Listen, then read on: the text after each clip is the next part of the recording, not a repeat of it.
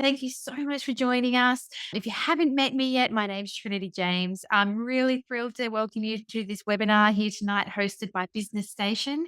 For those who aren't familiar with Business Station, we're dedicated to supporting small business owners and entrepreneurs with practical, results driven coaching and also resources just to help you succeed. So, today we're tackling a really important topic that's going to be really valuable for every business owner and professional, and that's your elevator pitch. But before we jump into today's topic, I'm really excited to introduce our guest speaker, Nita. Nita is an experienced business owner and coach with a huge amount of experience in digital marketing. And today, we're so lucky to have her here with us today to share her insights and tips on how to write and deliver an elevator pitch. So, why are we actually talking about elevator pitches today? So, simply put, an elevator pitch, it's one of the most powerful tools that you can have in your business arsenal, arguably even more important than your business card. So, it's a really concise, persuasive, and memorable way to introduce your business or yourself. So, whether you're at a networking event, if you're meeting with potential clients or referral partners, or even in a casual conversation, if you've got this well thought out elevator pitch in your back pocket, it can make all of the difference. It helps you quickly capture attention, make a strong impression, and what it does is it opens the door for further conversation. There's three elements to a good elevator pitch. So basically, you're introducing who you are, yourself, and your business. You're saying what you do, your products or services, or your mission, and you're introducing them to the unique value that you offer. What sets you apart from others in your industry? So let's dive deeper now with some insights from our guest, Nita. Thank you so much for being here, Nita. I know that you've had an absolute wealth of experience as a business owner and a coach. Would you mind sharing us about how, in your experience, an elevator pitch has played a role in your career? Hi, everybody. Good evening, everyone. I'm from Perth, so hi to Perthians and Darwinians as well. Thank you, Trinity. I'm really grateful. That was a great introduction. So, just to be clear, I started when I was 5. So, let's just make sure we're clear. I've been in business for over 20 years, again, when I was 5. Mm. Um, when we're talking about the elevator pitch, it always comes down to experience. And you got to remember, I want everybody to remember we're all making mistakes. So, what I'm talking about here is a lot of practice and a lot of mistakes to get it right. Even getting it right for every business that I had throughout my career and even the clients that I help out, we test it, we try it. And so how it helped me in my business, in my career, in my business, and to be honest, even in dating.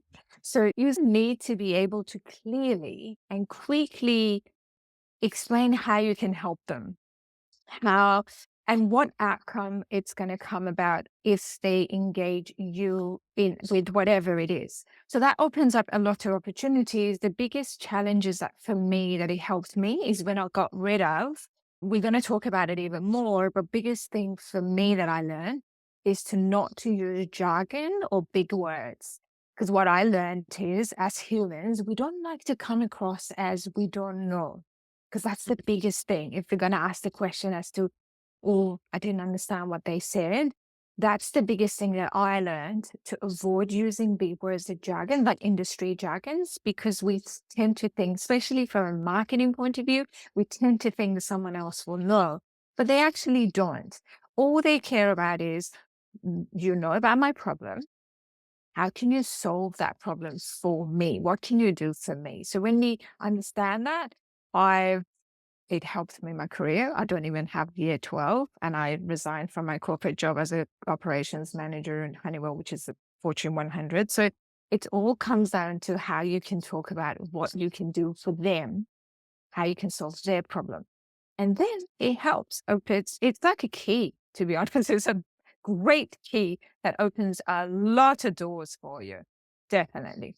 I think Hope that's that answered your questions. Yeah, no, that's fantastic. There's a couple of things in there that I found fascinating. I think that the dating analogy is actually pretty accurate. And like keeping things like the jargon out of it, like we're not here to sound smart, we're here to connect as humans. And I love that approach. Nina, when you're writing an elevator pitch for yourself, Could you tell us a little bit about what steps you take to make sure that it really captures the listener's attention?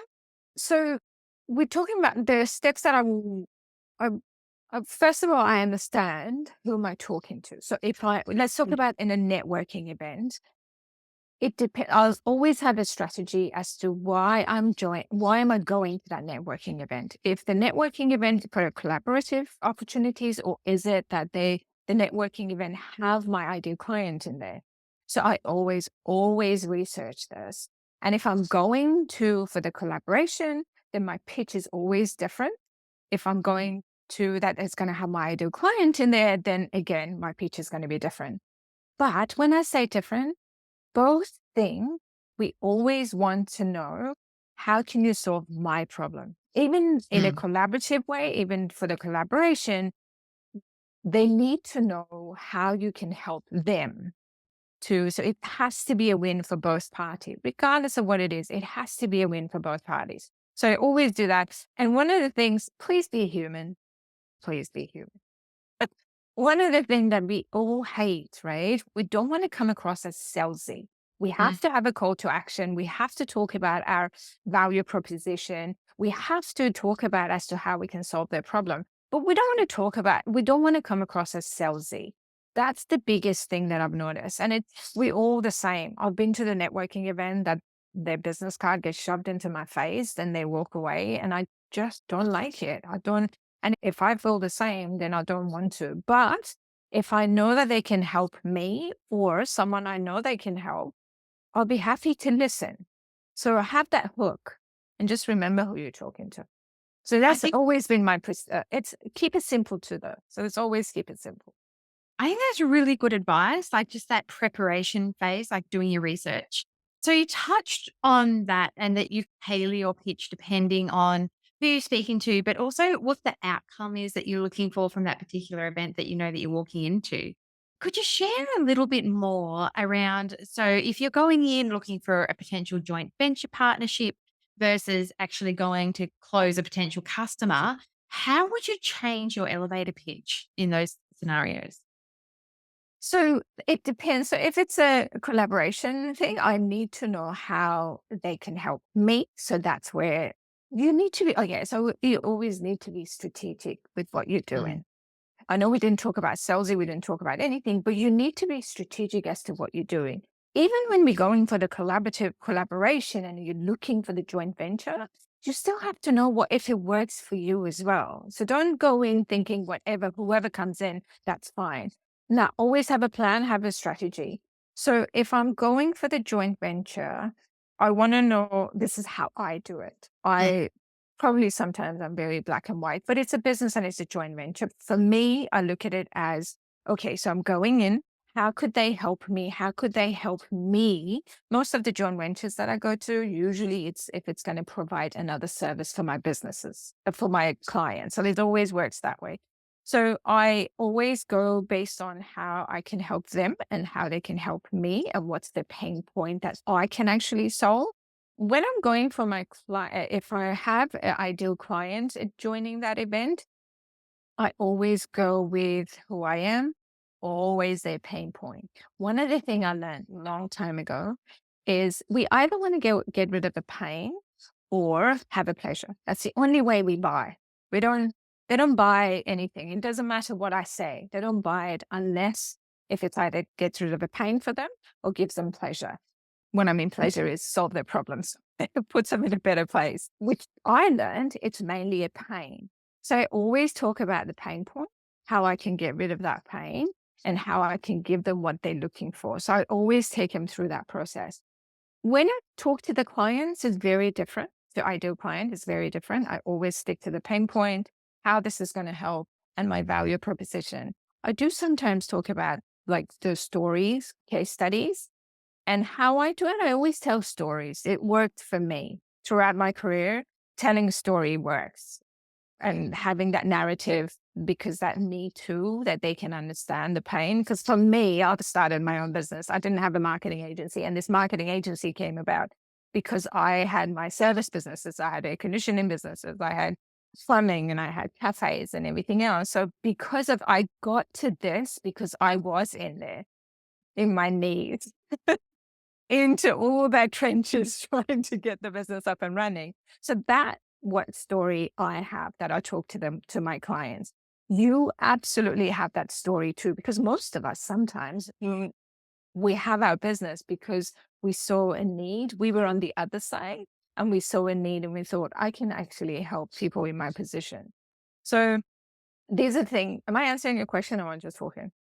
Absolutely. No, I love where you're going with this. And like you've touched on some really important points here. I love that you recognize that it's about storytelling. So as humans, that's really, we make decisions from an emotional part of our brains when we decide to buy. And the way that we activate that and make that decision is through stories. And so that's brilliant that you're approaching it in that way. And I think that's incredible that that you've recognized that.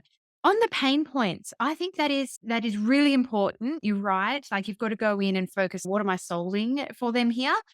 Do you actually agitate that pain point or do you just go in straight with a solution? Like how do you approach I speaking of always talk the about the issue? pain. I You do. always talk about the pain. Yeah. Because for me, one of the things, and I will talk about my own pain. So, one of the challenges that I had, so I don't know, is everyone, we had yellow pages, there's big books you can build a house with. So, we two big, massive books. So, for me, I struggled so much. And back then, the first business was 2001, and it was all about money. If you had money, you could get a bigger ad and everything. It was very difficult. So I always go for the fact was money was hard. And if money was hard, the money wasn't coming in and you were against big boys and girls in the industry. So if you had more money, you could advertise more. In my case, when we were starting out, we didn't have that. So we had to compromise and come up with other plans to do something. I forgot about the question. What was the question? I just rambled. How do you agitate the pain Oh, point yes. without sounding depressing or salesy? Yeah. I So suppose. well, you have a solution. It doesn't have to be depressing. So that's where This is it. so one of the things was the business was up and down. So if we had a bit of money, so we could market and go up, and then we ran out of money, then stop. So we had up and down. So one of the challenges what I had was consistent flow of leads coming through Mm. and also be able to convert and sell and have a plan. So that was, it's always a pain with any small business. If any of you that you all know, consistent flow of leads to come in for you to choose from and actually have make him transact and move to the next step is the hardest part. So this is my elevator pitch. I always go for the fact that to bring a consistent flow of client and also help you convert them. Also keep them so they can come back and buy from you more or have another plan so they can become your evangelist. Because I know in every business, some businesses you can only buy once. So that's what I do. That I know I tell the story how much I struggle and what I do to actually get rid of that struggle. Oh, that's fantastic. And I love that you're actually sharing it from real world experience as well. I think that's something that people will connect with and really value.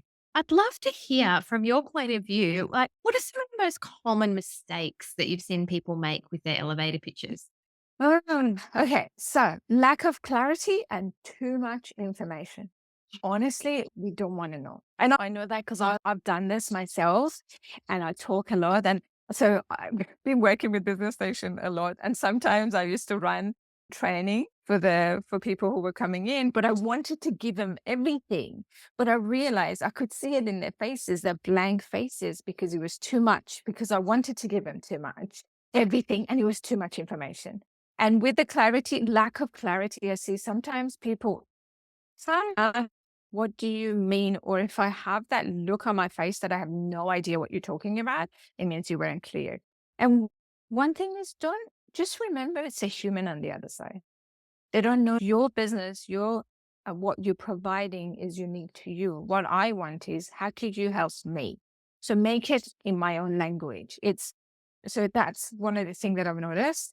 Ignoring the audience, actually tailor it to whoever you turn up and forgetting to engage with, I'm talking about me as a human. Like if you come across as salesy, one of the things I notice when they come across as salesy, it's just turned me off because I don't know how you can help me. I know everybody, honestly, I believe I've got so many clients that I believe their service is amazing. And we all believe that, right? We think we know we can make a difference. We know we're the greatest. I know I'm the greatest, but nobody. But honestly, the client, the people on the other side, they don't care. All they want to know in a simple, clear language, how can you help me? And also one thing that people forget to do, and even I've seen it in advertising, they forgot to ask, what do you want us to do next? So ask us, what do you want us to do next? Because honestly, people don't know. They go, okay, you give me the information, and then that awkward silence, and then I'll Yes. forget all about you. Because a lot of people come in. So that's one of the biggest things. Lack of clarity, also sounding too salesy, and ignoring whoever you're talking to, not Mm. understanding the the problem that you're telling me has to be about me, not about everyone else. So that's, again, we go back to understand the audience, where you're going. That's excellent. That's really helpful. So, with that call to action at the end, what are some of the best calls to actions or next steps that you've seen work really well, or have you found have been really genuinely engaging? So again, it comes down to what we can do. So Mm. what we are going to do for them. Next one is always a conversation. Let's just have a conversation. If you can have a coffee, if you are virtual and you've got clients everywhere else, then have that Zoom call. Definitely have that. And don't be afraid to ask a question. And some of the things I do is when I connect with them on LinkedIn, I don't have business cards. It's been in the back of my mind that I need to print business card. I haven't done it yet. It's been 4 years now, so working on that. So one of the things that works for me is I connect through with them on LinkedIn, and I always record a video and send them a video thanking them for their time.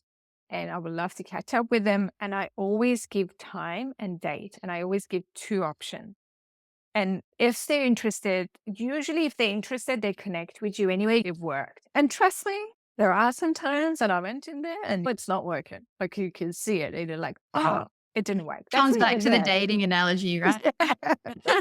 Yeah, yeah, yeah. You don't want to ask them to marry you straight away, like purely on a first date. Because if you do that, you're like, whoa, what is wrong with this person? Yeah, it happens. Trust me, it does happen. People, when you push it. And I think dating is all of us relates to, that you had someone that's been so pushy, you're like, oh, don't think I can do this. But So that's fantastic advice. I love that idea of like just the connecting on LinkedIn and then sending like a personalized video with two options for when can we catch up on Zoom. yeah, absolutely. And That's it great. doesn't have to be LinkedIn. So mine is very different. So my audience is very different. But if your audience hang out on Instagram or anything, just send them a message, connect with them on Instagram. Knowing where your audience hang out, most of my audiences hang out on LinkedIn. So I'll give an example of LinkedIn. But if it's Instagram is your thing, use that. People love it. They get so excited that they think, oh my God, you took time out of your day and you send me a message. If you're not comfortable with video, do a voice message. It doesn't have to be video. But I'm very comfortable. So the audio messages are fantastic as well. So that's a really good tip. Now, there's one more thing that I wanted to tease out that you mentioned, Nita, and I feel that this is a really common mistake where we ramble. I find myself doing that. I know that's something that a lot of people get quite uncomfortable about themselves. Once they start talking, they get on this roll and then they forget where they're at. So, what advice would you have for making sure you don't fall into that particular pitfall? I think you are forgetting about them Hmm. and you're there to sell. That's the only thing that I think. Every time I forget, so I'm going to tell you something. So I've got a little prayer. I'm not a religious person. And I got a little prayer even before this. And I think I told when we were waiting for everyone to turn up, I said, I'll be 2 seconds. So I always sit down and say, I'm doing this for them. So I'm joining. It's not about me because my head is already big. So it's not about me. I'm there for them. I can see Paul nodding. Yeah, my head is really big. But it always helped me. If you forget, it's because you're going in selling. Don't ever go in to sell. Go in there to solve a problem. Go in there and find out how you can help them. And just come from the heart. Just be yourself. truly be yourself. I know we talk about, I think, I don't want to say be authentic because it's just, this phrase has been used and abused a lot. But just be yourself. People will love you for who you are. And even if you make a mistake, just say, oopsie. That's not what I meant. But I think most of the time, if we forget and we ramble, is because we go there to sell and we're forgetting as to wait. This is a networking event. We're not selling anything, even though because they buy you first. They absolutely buy you first. And one thing I learned from Jay Abraham, I've been following him for a very long time. He's a very good strategic marketer. One thing I learned is a consultative approach. And he gives an example of doctors. So it's you go to the doctors and you tell them about your problem. And if this doctor go, "Oh, I really want to tell Neda there's this treatment can help, but I don't want her to think I'm salesy." You get pissed off. I want that doctor to tell me, I've got this can help you. But then again, you ask me right questions. But so you got to remember it's all about them. It's not about us. And forget about being salesy and just be consultative. Like consultative approach is the best way. It worked for me. Again, I was trying to be pushy in old way of selling. It didn't work for me.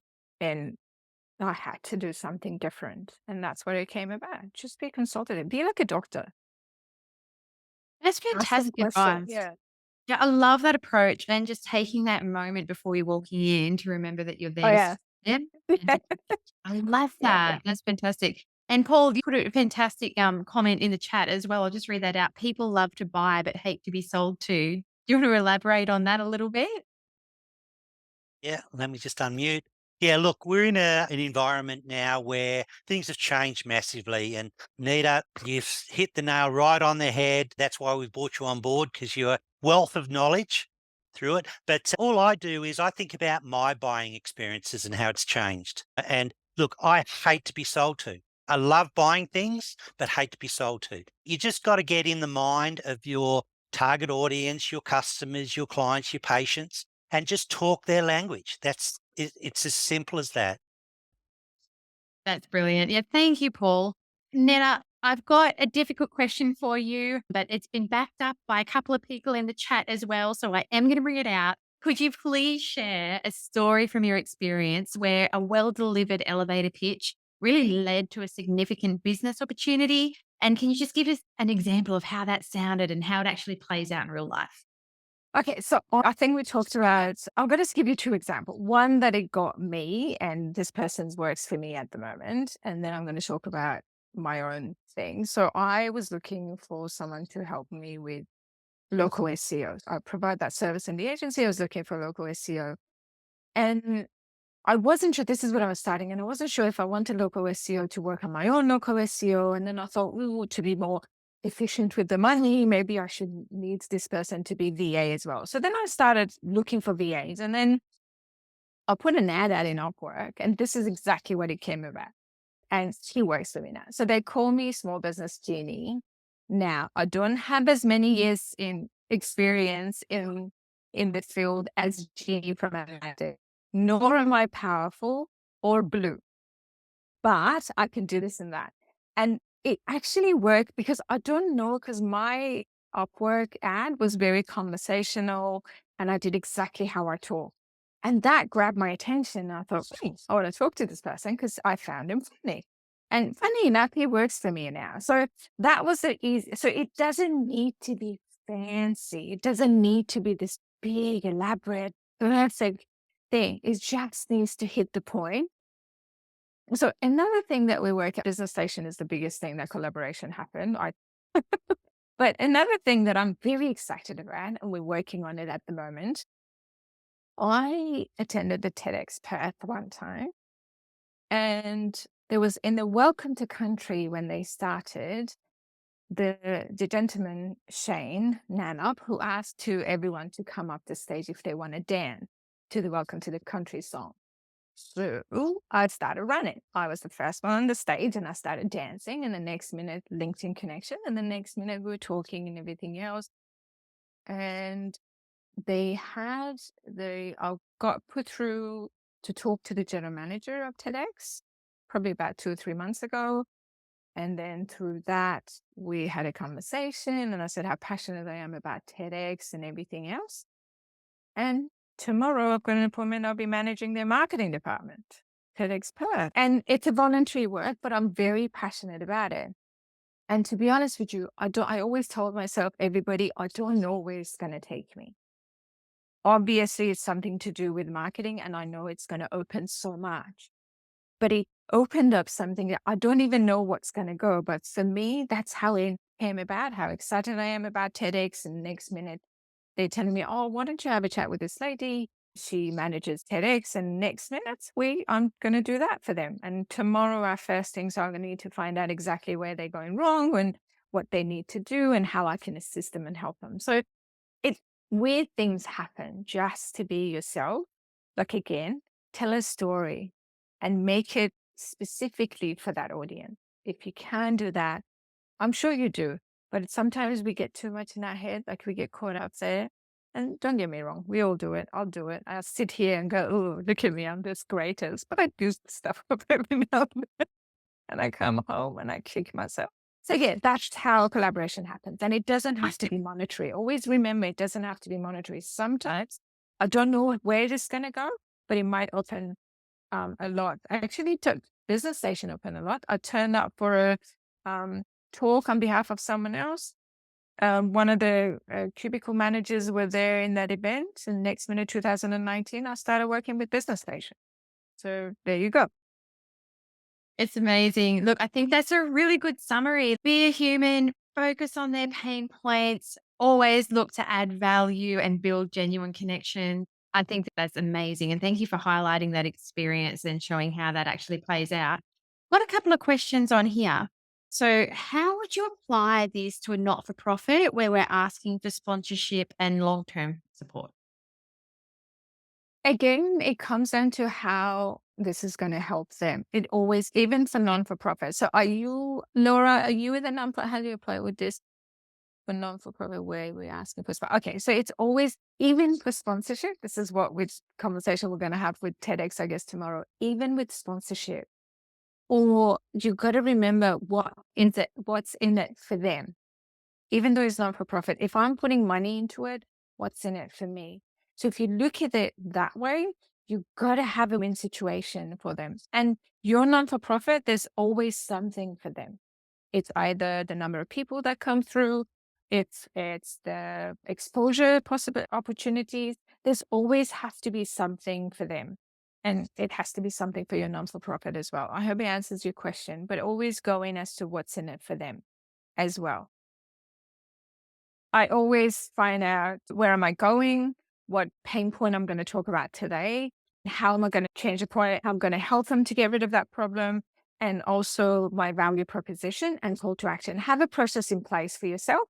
Keep it simple, don't overcomplicate it, but just have a point as to have I done this and practice. Okay. And you just have to practice it. And then mirror is your best friend.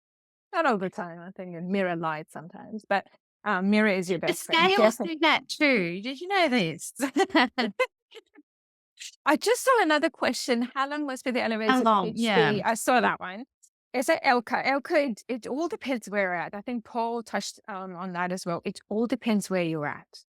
If you think in a networking event that you might have a very short window, I think it's between 3 seconds to 2 minutes. But then when it goes longer, it's a place that you actually go in and they want to listen to your elevator pitch. That 2 minutes we're talking about is if you're looking for investors or in their non-for-profit point that someone asked Laura, in the non-for-profit point of view that you're looking for sponsorship, then yeah, definitely, because they're sitting there listening to you. So know where you're going and practice the 3-second one, the quick one. Or if you're going and you think, okay, I might have an opportunity for the longer time, but don't go more than 2 minutes. Then they lose interest very quickly. Fantastic. Absolutely. All right. Thank you so much, Nita. We're just a minute over time, but we really appreciated your expertise today. Yes, we're going to be sending a recording around. I know that Nita covered a whole lot of super valuable content in a very fast period of time. So if you want to revise any of what she shared tonight, we'll send that recording around. Thank you so much for sharing your expertise with us, Netta. We really appreciated having you on board tonight. Thanks, Netta. Thank you, everybody. Well Actually, done. what I'm going to do, connect with me on LinkedIn. You're going to get a video. But connect with me on LinkedIn. Connect with me on LinkedIn. I would love to get to know you, but this is your network, and your network is always your net worth. So always connect. All right. Beautiful. That's really good. Thank you, everybody.